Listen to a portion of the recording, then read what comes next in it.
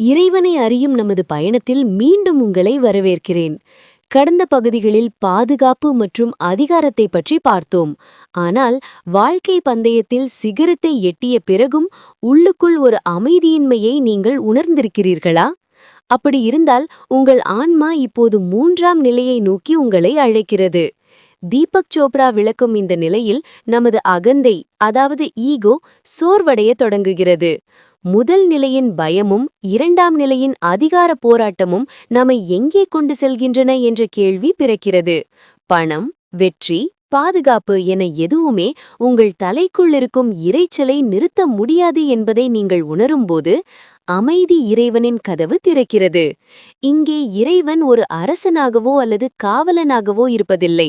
மாறாக அவர் ஒரு மௌன சாட்சியாக, அதாவது த சைலண்ட் விட்னஸாக மாறுகிறார். இது தியானம் செய்பவர்களின் நிலை, உள்ளுக்குள் இருக்கும் அமைதியை தேடுபவர்களின் நிலை. ஒவ்வொரு ஆன்மீக நிலைக்கும் ஒரு உயிரியல் பின்னணி உண்டு. 3ஆம் நிலை என்பது அமைதியான விழிப்புணர்வு, அதாவது ரெஸ்ட்ஃபுல் அவேர்னஸ் ரெஸ்பான்ஸ் மூலம் இயங்குகிறது. இந்த நிலைக்கு நீங்கள் மாறும்போது உங்கள் உடலில் வியக்கத்தக்க மாற்றங்கள் நடக்கின்றன. இதய துடிப்பு குறைகிறது, இரத்த அழுத்தம் சீராகிறது.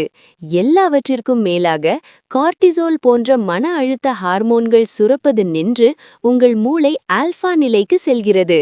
இது ஒரு விழிப்புணர்வு கலந்த அமைதி நிலை.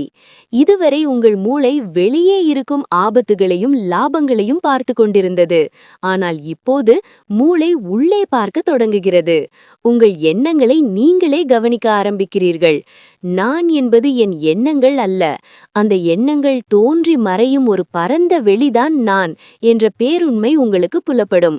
இந்த உயிரியல் மாற்றம்தான் உங்களை ஒரு அமைதியான இறைவனை உணர வைக்கிறது.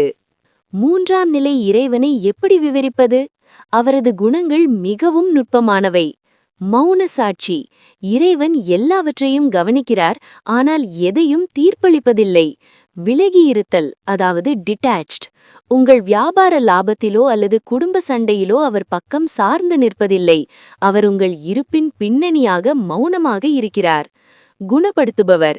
இங்கே குணப்படுத்துதல் என்பது உடல் சார்ந்தது மட்டுமல்ல, அது ஒரு முழுமை உணர்வு.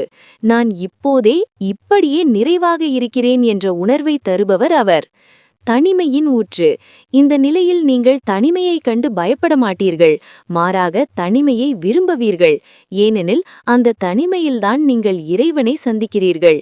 இந்த நிலையில் உங்கள் பிரார்த்தனை முறையே மாறிவிடும். இறைவனிடம் எதையும் கேட்க மாட்டீர்கள். நான் அமைதியாக இருக்கட்டும், நான் யார் என்பதை நான் அறியட்டும் என்பதே உங்கள் வேண்டுதலாக இருக்கும். 3ஆம் நிலையின் அற்புதங்கள் உங்கள் உள்ளுக்குள் நடப்பவை. தீபக் சோப்ரா இதை சமநிலை அற்புதம், அதாவது ஈக்வானிமிட்டி என்கிறார். வாழ்க்கையில் ஒரு பெரிய இழப்போ தோல்வியோ அல்லது பிரிவோ ஏற்படும்போது அலறாமல் பதறாமல் உங்கள் உள்ளுக்குள் ஒரு அமைதி புள்ளியை நீங்கள் கண்டறிந்தால் அதுதான் அற்புதம். உங்களை சுற்றி புயல் வீசினாலும் நீங்கள் அசையாமல் இருப்பீர்கள்.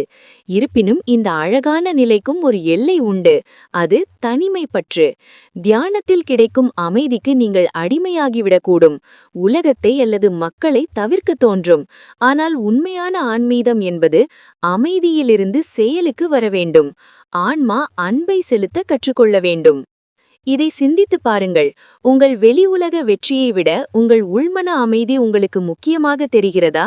அப்படியென்றால் நீங்கள் 3ஆம் நிலையில் நுழைகிறீர்கள். நீங்கள் மௌனத்தின் மொழியை கற்கத் தொடங்கிவிட்டீர்கள். ஆனால் பயணம் இத்தோடு முடிவதில்லை. அடுத்த வீடியோவில் நாம் மூளையிலிருந்து இதயத்துக்கு நகரப்போகிறோம். நிலை 4, மீட்பு நிலை இறைவன், அதாவது த ரிடீமர். அங்கே மன்னிப்பு, கருணை மற்றும் உணர்ச்சிகரமான குணமடைதல் பற்றி பார்ப்போம். இந்த அமைதி பயணம் உங்களுக்கு பிடித்திருந்தால் வேர்டெக்ஸ் ஆஃப் வெரிட்டி தமிழ் சேனலுக்கு சப்ஸ்கிரைப் செய்யுங்கள். உங்கள் அமைதி புகலிடம் எது? கமெண்டில் சொல்லுங்கள்.